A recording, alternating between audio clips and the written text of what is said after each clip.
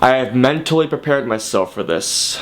Since I'm not reviewing any new releases coming out this weekend, I decided to review my worst film of all time.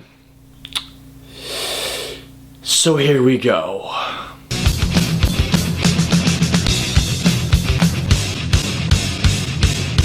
The Last Airbender.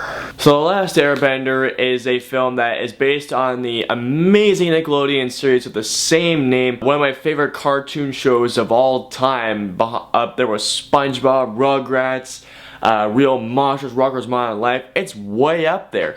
And it follows Aang, played by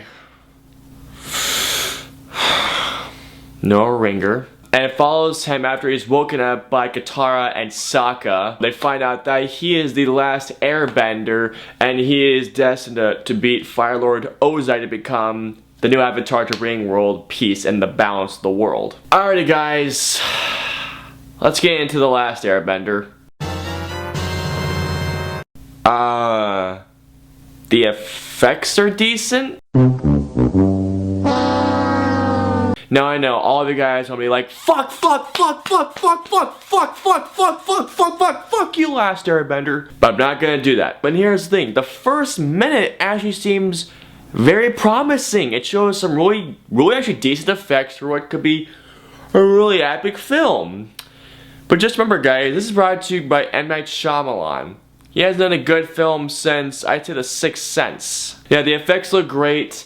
And then the movie just goes from promising and it goes keep going down and down and down and down and down and down and down and down. That's only the gist of this movie. The acting in this movie, it's just god awful. Okay, Noah Ringer, who plays Aang, is not Aang. He is not Aang. Noah Ringer is just so monotone in this movie. Every actor is monotone in this movie. The guy who plays Sokka, don't want to remember his name, but you want to know I don't remember his name? Because he also acted in that. Newsflash to you guys out there. Do not ever, when you're casting for a film that's based on one of the best, if not the best animated show of all time, never, ever, ever, ever, ever, ever, ever, ever, ever cast someone from the Twilight series. Also, Nicole Peltz as Katara. This girl has no career for her. The cinematography, okay, now here's the thing, alright? This movie was shot by Andrew Lesnie, or Leslie, it's either one of those two. You wanna know movies he's also shot? My favorite trilogy of all time, the Lord of the Rings trilogy. And his cinematography is absolute crap. You wanna know why I blame this on? M. Night Shyamalan ding dong right here. He claims to be such a fan of the show. Well, okay. Rule number one here. Get the characters' names right at least. My name is Iroh. Iroh. I saw Ahsoka's maps. Sokka. The monks named me Aang. Aang! I apologize to everyone's ears out there. If you claim to be such a big fan of the show, if you get the names of the characters wrong, you're already down a horrible path. Now I'm going to talk about a few scenes which really pissed me off about this movie. They're taken to an Earthbender prison. And what's the Earthbender prison? It's the fucking Earth. They're on the fucking Earth still. They're on soil. They're on things that they could bend off of. And the show, what are they on? A metal ship. There's a reason why. Now I get it. Okay, I get it. When you're doing adaptation, you can do changes here and there, but you have to do things that at least make sense to us. When you're putting the Earthbender prison on their Earth still, that's like putting a whole bunch of big ass bullseyes on every single firebender in there. The firebenders are pretty much saying, kill me! Katara is supposed to be such a badass character. She could defend for herself. Not in this movie. Sokka is supposed to be one of the funniest, if not the comic relief of the show. He has some great lines in there too. And in this movie, you make him a whiny, emo bitch who's always just complaining the entire time. There's one thing in this movie that's completely wrong. One big mistake that M. Night Shyamalan did. And something that M. Night Shyamalan is known for countlessly doing. I probably said that wrong, but oh well. He does this over and over, and what's that? Over exposition. He does it way too many times in this movie.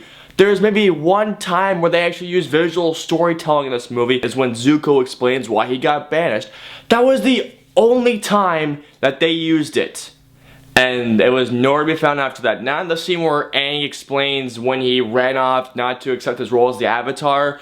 They didn't show that whatsoever. It's just him explaining why he did it. They don't actually show him until like near the end of the film. When it comes to the fight sequences, they're not exciting. For one example, the Earthbender prison. Now in the show, one Earthbender could cause an earthquake, could lift up a big ass boulder and just haul at somebody.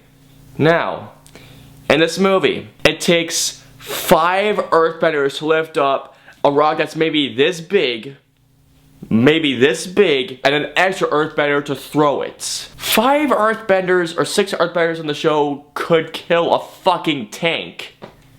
A tank! And you're still a fan of the show, M. Night Shyamalan? I highly doubt you're a fan of the show. Now, according to M. Night Shyamalan, the director and writer of the film, he explains that, yes, I get what all of you are saying, but that does not correspond with my vision of what I had envisioned. Well, in case you say that, Shyamalan, that means one thing.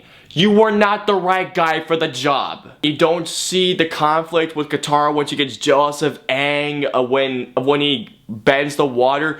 You don't see the relationship between when Sokka and the Water Temple Princess form the romance. Okay, now I'll say this. It's hard to condense a season-long show into maybe a below 3-hour movie. I get that. It can be tough. You're missing so much. Oh, and also, another thing they got wrong. The looks of the characters. Fire Lord Ozai wasn't even shown until the last season of the show. And when you show him, he's not even threatening. When you see Fire Lord Ozai in the season finale of the show, he looks threatening and he looks like he could beat the crap out of you. He looks powerful. And here, nothing. He just looks like a generic person wearing a costume. I would have put more money and more time into the visual effects, into how the earth bending and how the bending works, more than the sets. And all the bending, even with all their movements and everything, this stuff, they don't do anything impressive. And the ending, they were teasing, like in the show, that in Book 2 Earth, when Aang would be learning earthbending, that Fire Lord Ozai's daughter would be after the gang, and even after, you know, Prince Zuko. Nothing is shown after that. And you know what? Thank God for that.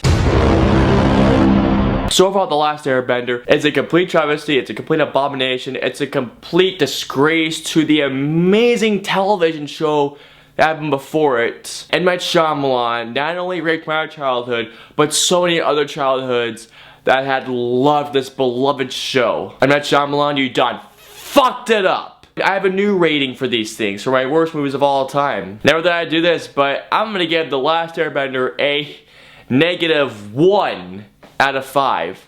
Positive 5. Yeah, that's my new rating for my worst movies of all time. -1s. Alright, you guys, so like me on Facebook, follow me on Twitter, follow me on Instagram, follow me on Twitch. I try to release every Saturday night. All the social links for the platforms to follow me are in the description below. And until the next review, I will see you guys next time.